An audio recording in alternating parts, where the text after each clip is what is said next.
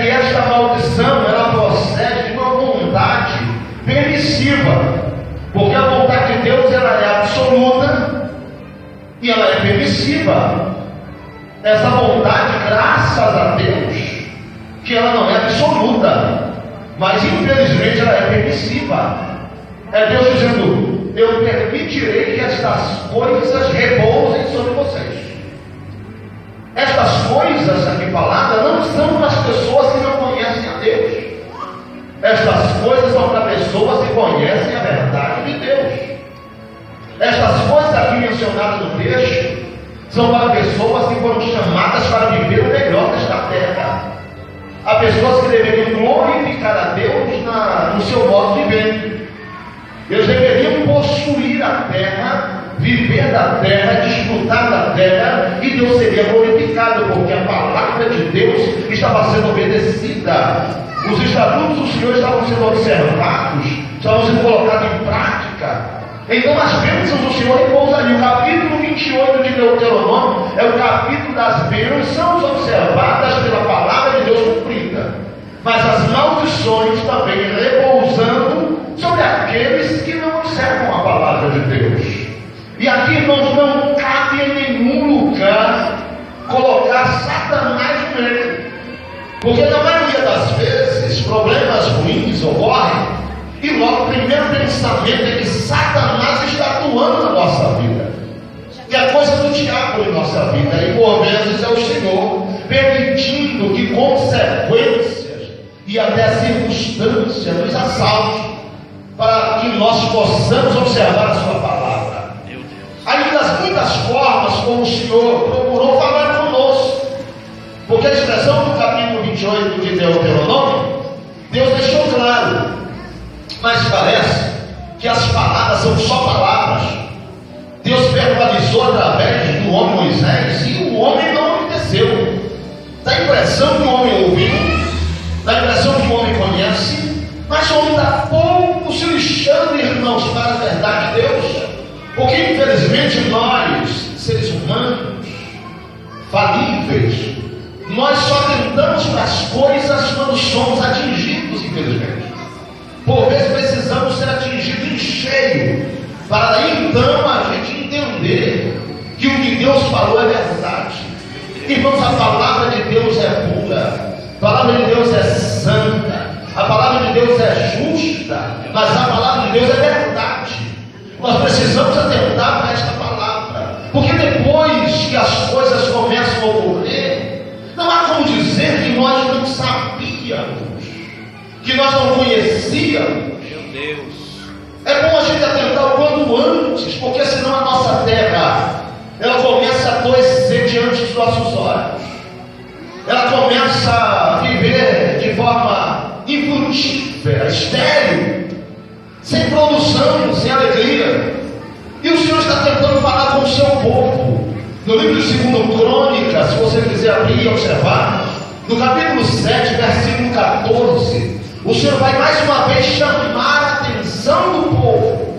E o Senhor vai dizer: se o meu povo, perceba, se o meu povo, que se chama pelo meu nome, Deus não está falando com gente estranha, Deus está falando com gente dele, o povo dele, se o meu povo, que se chama pelo meu nome, olha só, irmãos, se humilhar, primeiro papel, se humilhar, e se esse povo orar, e se esse povo buscar a minha face, e se esse povo, se eles se converterem nos seus maus caminhos, a Bíblia diz: eu ouvirei dos céus, eu perdoarei os seus pecados e sararei a sua terra.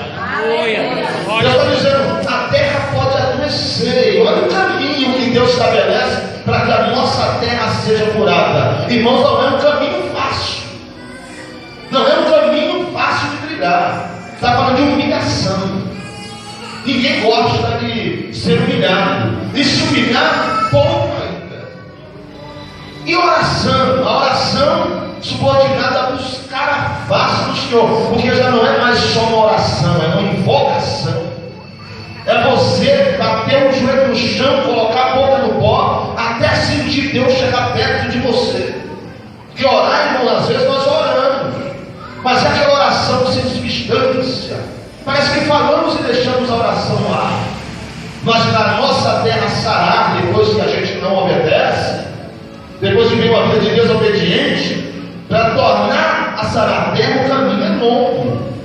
Então a advertência do Senhor aqui é clara: viva um tempo de bênção, obedeça, seja fiel, viva os mandamentos, os estatutos do Senhor, seja abençoado, porque a não observância desses princípios trarão maldição.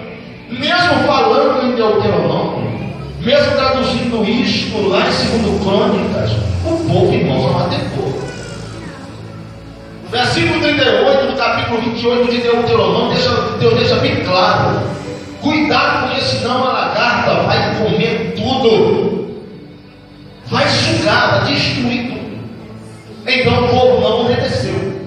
O povo passou a viver tudo o que eles queriam viver. E finalmente, no livro de Joel, 850 aproximadamente antes de Cristo, a nação de Judá, o povo da adoração, porque o termo Judá significa aquele que louva, o termo Judá significa aquele que adora, a nação daqueles que louvam, a nação daqueles que adoravam a Deus, foram surpreendidos por uma nuvem negra de gafanhotos que povoaram os céus. Naquele dia, Flávio José, que é um historiador judeu, ele disse que a nuvem era tão densa, mas tão densa, que parecia ser um eclipse. Alguns estudiosos pensam em 10 bilhões de insetos num território que tomou todo o sol, fez sombra sobre a nação. E eles chegaram sobre a lavoura, irmãos. Imagina a cena, tudo plantado no tempo quase da colheita, e esses gafanhotos povoaram e tomaram toda a colheita. Meu Deus. Pousaram sobre a plantação e ali ficaram. Os primeiros ali, irmãos, uma forma de larva, porque eles estavam muito novinhos, eles estavam consumindo, cortando as folhas. E depois de cortar as folhas, eles iam direto no broto e arrancavam o broto. Depois que arrancavam o broto, eles iam para a casca, para o caule, ia consumindo os galhos.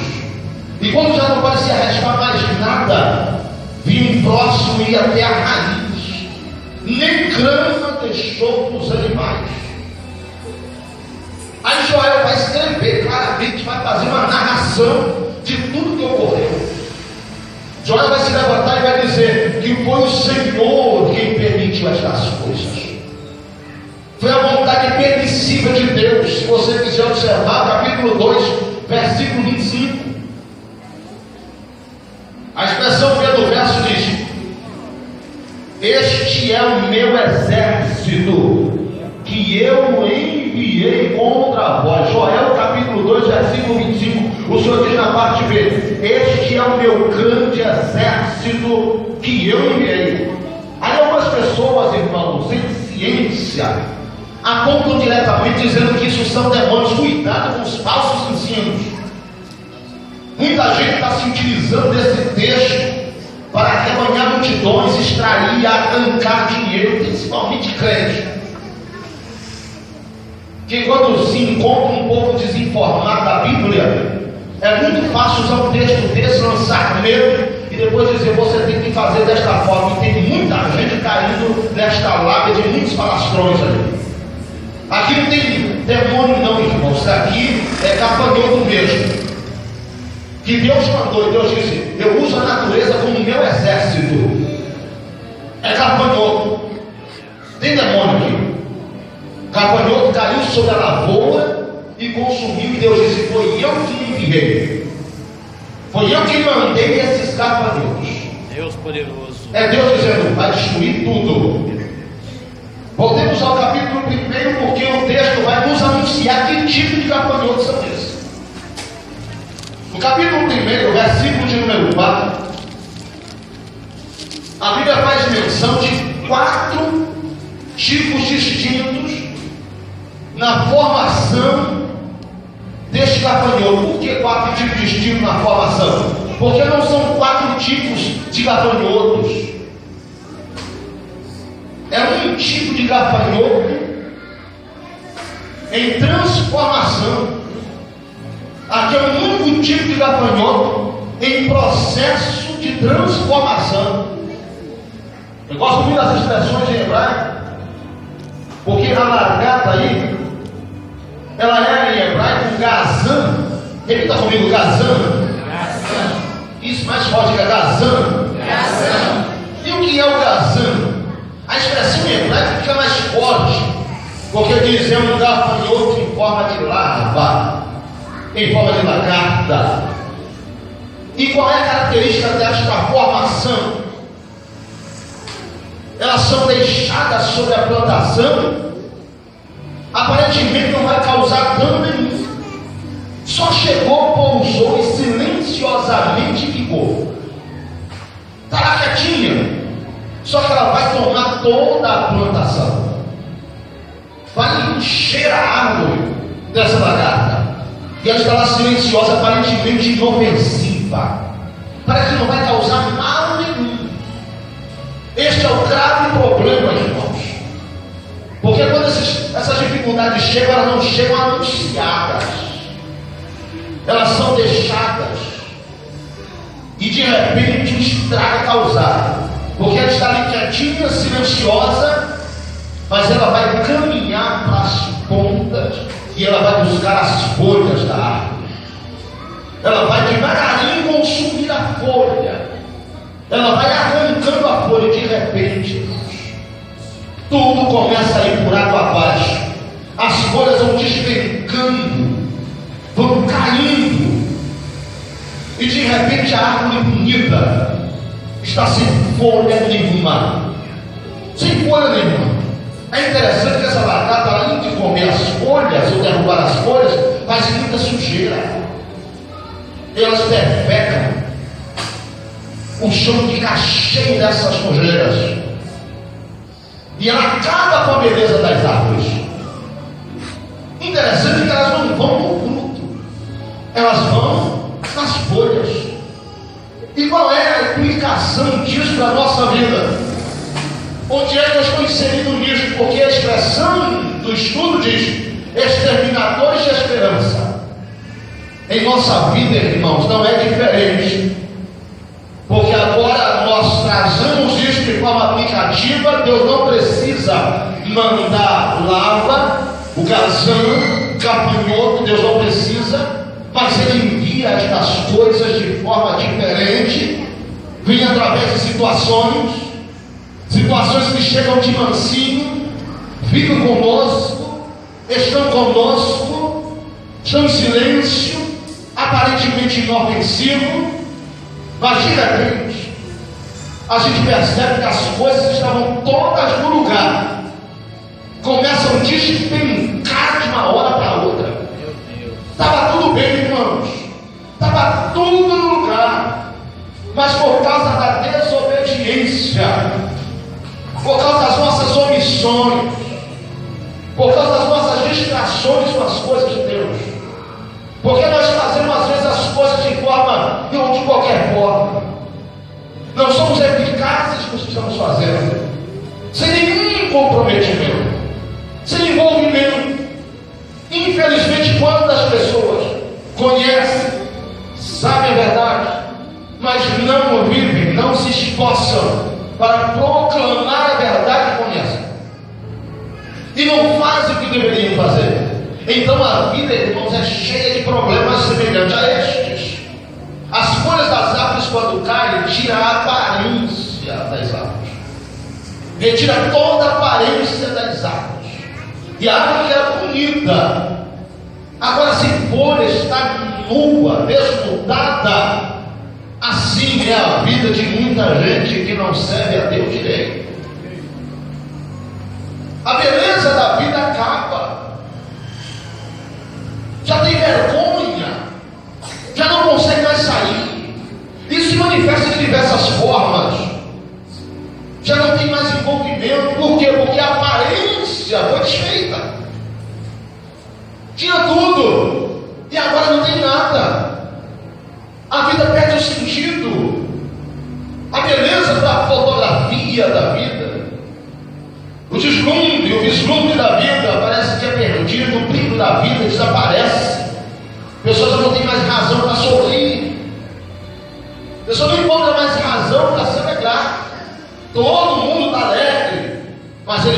consegue ter um motivo para se alegrar. Por que não se alegra? Porque não tem mais folhas, não tem aparência, foi explícita, a vida foi aberta, há situações que constrangem, que envergonha, está totalmente desnudada diante de todo mundo, estava tão bem, mas de repente a aparência foi mostrada de uma forma contrária, perdeu a aparência, e já não é mais o que parecia. Infelizmente, é assim que está ocorrendo com muita gente, que era e já não é mais, que fazia e já não faz mais. E não adianta culpar alguém, porque se tem alguém que está de olho fazendo isto, ou permitindo isso acontecer, é o Senhor que faz. Meu Deus. Quando a nossa vida não está, como foi cantado aqui esta noite, quando a nossa vida não está no altar, estas coisas tendem a acontecer. Há uma visita inesperada, silenciosa, que nenhum de nós desejamos para ninguém, mas que infelizmente chega. E chega, irmãos, para deixar claro que infelizmente nós não somos mais o que éramos. E não é que a vida era fantasiosa, não. É que tinha, irmão, a vida era bonita, a vida era bela, mas de repente, com um descuido, tudo que tinha estava no controle. As coisas despencam, sai do controle. Tem coisa pior que isso, irmãos. Você sai, você vai, você festeja, você se alegra, e de repente, uma hora para outra, todas as suas garantias aparentes, elas desaparecem. As folhas da vida somem. Você já não tem mais, você perdeu. Mas o segundo tipo, ou a segunda classificação, porque está como uma carta, mas de tanto ela comer a ponta das folhas e derrubar as folhas, ele cresce e ele vai tomando uma forma, e os seus ferrões se tornam mais rígidos, a sua parte femoral nas pernas são mais enrijecidas, então ele tem mais força. E agora ele já não é mais o garzão, a lagarta, ele é o eleque. Repita comigo, eleque. E o que é o eleque? Ele é o cortador, ou o migrador. E o que é que o migrador faz? Ele já está robusto, forte, está firme. Ele agora vai para os brotos, vai vir para o olho das árvores, nas pontas dos galhos, onde há esperança, porque a folha caiu. Mas alguém diz assim: mas lá na ponta está nascendo novas folhas, vai nascer de novo. Não é assim com a nossa vida? Vamos consertar a situação, vamos refazer esse problema, vamos consertar. Mas consertar não é produzir folha, consertar é voltar e refazer a vida naquilo onde erramos. Tem muita gente, irmãos, trabalhando a aparência e esquecendo da essência. Tem muita gente trabalhando a consequência e não observando que há um ponto inicial para todas estas coisas. Não adianta trabalhar a consequência, tem que ir na raiz do problema e resolver lá, porque aí na consequência tudo vai se ajustando. Os gafanhotos agora já não são mais lá, não, já não são mais o casão, eles estão no olho, está lá no broto, estão destruindo tudo. Onde havia esperança de produção de folhas, eles estão destruindo. Isso é um migrador. A pessoa se esforça, que tristeza, tudo que estava guardado, tudo que estava reservado, e você diz: vou construir de novo, vou refazer. Essa situação repousou na minha vida, mas ela não vai destruir, eu vou refazer. Até porque não tocou nos frutos, só tocou nas folhas. Então só vou produzir a nova aparência, vou consertar, e logo o constrangimento vai embora, a vergonha desaparece, e tudo volta ao normal. Mas esse gafanhoto chegou para ficar. Ele não vai sair assim de qualquer forma. O problema aqui está em não obedecer a voz do Eterno. O problema aqui está em não obedecer a voz do Senhor. problema aqui está em não se comprometer de verdade com Deus. Então o migrador fica, corrói o broto, tira o olho, a ponta dos galhos para dizer não vai mais produzir. E a consequência agora é ferir a árvore para que os frutos caiam também. E aí vem a dificuldade, porque isso vai repousar na nossa vida de uma forma contrária. Se as folhas é ruim, a aparência, o nome, vão ser mais aberto, o crédito, a moral, está indo embora. E agora o migrador chega e diz: vou arrancar mais um pouco. Aonde tem esperança, eu vou destruir. E aí começa a acabar com toda sorte de esperança. Eu tinha esperança que meu pai ia me ajudar. O migrador está trabalhando lá, dando bem. A empresa tem uma situação comigo, eu vou ver se eu consigo acertar. Vou conversar com a empresa para ver se a empresa me paga as férias. São brotos, são esperanças. E aí chega lá e a empresa diz: infelizmente eu não vou poder fazer nada. A situação aqui também está difícil. Eu tenho uma garantia no banco, um tipo de capitalização, e você vai recorrendo naquilo que pode ajustar toda a situação. Infelizmente as portas vão se fechando. Não adianta ficar relutando com isso. É bom voltar ao princípio e consertar onde está errado. Mas infelizmente tem gente ainda pensando que o broto vai gerar, vai produzir e tudo vai voltar ao normal. Quando isso se estabelece na nossa vida, a gente tem que ter sapiência, inteligência, discernimento para mudar tudo. Mas infelizmente o Elec chegou e está roendo a ponta dos galhos, e eu não consigo mais fazer mais nada. Aquele cliente potencial, eu posso recorrer a ele, sempre tem uma coisa boa para me apresentar. Tem outra agora. Já não pode mais me dar o trabalho que me dava. Eu não tenho mais esse recurso. Mas infelizmente não finaliza a história dos gafanhotos aqui. Nós temos o Gazan, nós temos o Elec, mas nós temos o Arbeck. Esse agora veio para causar um estrago maior.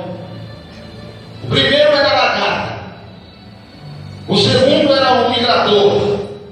A lagarta representando o cortador, agora o gafanhoto o migrador, a locusta ela vai representar o devorador. Vamos falar.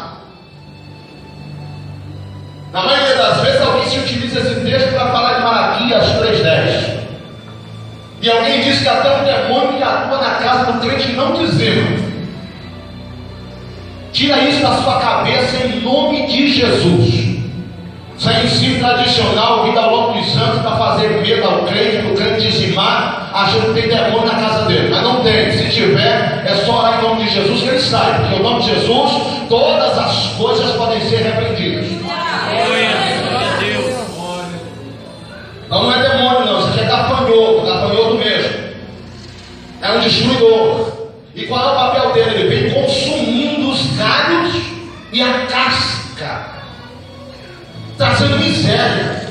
Primeiro, arranca a aparência. O segundo, tira todo o foco de esperança, todo o princípio de esperança. Mas esse terceiro vem para acabar com coisas que são base para a nossa vida. Ele vem, irmãos, para destruir a nossa estrutura. Quando ele consome o galho, está dizendo: eu vou acabar com a estrutura. Que estrutura? Emocional, psicológica, estrutura profissional, a estrutura da família, com a esposa, com os filhos, a estrutura da amizade, tudo que diz respeito à nossa vida, que nos dá segurança. Ele vem para destruir, vem para acabar. E aí começam os problemas. Por quê? Quem é, irmãos, que tem problemas, por exemplo, com dívida? dívidas, que consegue dormir uma noite tranquila. A estrutura financeira está ruída, você não consegue dormir. Logo, isso arrasa com a sua estrutura emocional. Aí a ansiedade, que é aquela panela de pressão conhecida, ela toma conta do estômago e a pessoa já não come mais. A pessoa já não tem motivação para sorrir. A pessoa já não tem motivação nem para amar os filhos, não tem paciência. Não tem paciência para com a esposa. O ritmo da vida perde sentido.